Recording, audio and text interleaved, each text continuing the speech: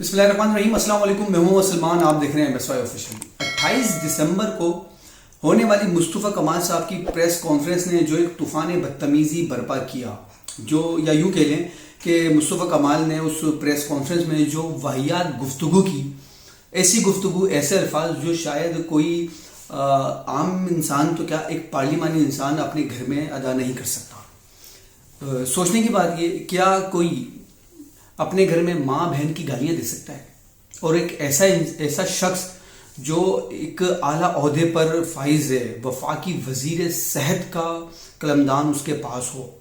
وہ شخص جو اردو زبان کی نمائندگی کرتا ہو، جو یہ دعویٰ کرتا ہو کہ وہ وہ اہل زبان ہے اردو کا،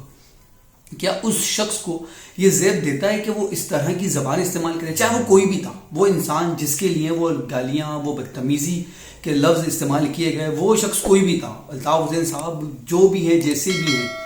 ایک انسان ہے، ان کے لیے ایک اس طرح کی زبان استعمال کرنا کسی طریقے سے زیب نہیں دیتا۔ لیکن مصطفیٰ کمال صاحب جو کہ ایک بدتمیز منافق، اور ایک شاید اگر میں انہی کی طرح غیر پارلیمانی لفظ استعمال کروں تو شاید مصطفیٰ کمال صاحب ایک کم ظرف انسان ہیں، کیونکہ انہوں نے الطاف حسین صاحب کے لیے جو زبان استعمال کری، اپنے وہ یہ سمجھ لیں کہ وہ الطاف حسین صاحب شاید ان کے محسن ہیں، ان کے روحانی باپ ہیں، اور ایک باپ کے لیے ایک بیٹا، ایک اولاد ایسی زبان کبھی بھی استعمال نہیں کر سکتا۔ لیکن کم ظرف آدمی کی نشانی ہے، منافق انسان کی نشانی ہے کہ وہ اس طرح کی زبان استعمال کرتا ہے۔ لیکن اب جو مصطفیٰ کمال کی جو نیا ہے وہ ڈوبنے کو ہے، کیونکہ MQM پاکستان کے کسی بھی اعلیٰ عہدیدار نے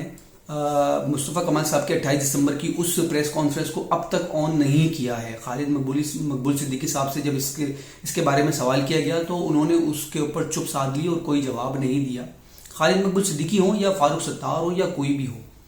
انہوں نے اس کے اوپر کوئی جواب نہیں دیا، بلکہ MQM پاکستان کے جو جتنے بھی ذمہ داران ہیں، جتنے بھی کرتا دھرتا ہیں، ان سب کا خالد مقبول صدیقی صاحب کے اوپر اب پریشر ہے کہ وہ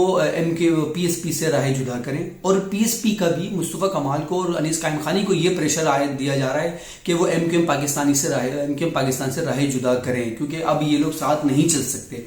لیکن اب ایک سوچنے سمجھنے کی سب سے بڑی بات یہ ہے کہ اگر مصطفیٰ کمال صاحب ابھی MQM پاکستان سے راہ جدا کرتے ہیں تو ان کا فیوچر کیا ہوگا؟ ان کی جو وزارت ہے ان کے پاس، وہ قانون کے حساب سے ان سے لے لی جائے گی، کیونکہ وہ جو ان کے پاس جو وزارت ہے، ان کو جو سیٹ ملی ہوئی ہے، PSP کے جتنے بھی نمائندے جو اس وقت ایوان میں بیٹھے ہوئے ہیں، چاہے وہ MP ہوں یا MNA ہوں یا سینیٹر ہوں، وہ جو بھی ہیں، اگر وہ حکومت کا حصہ ہے تو وہ اس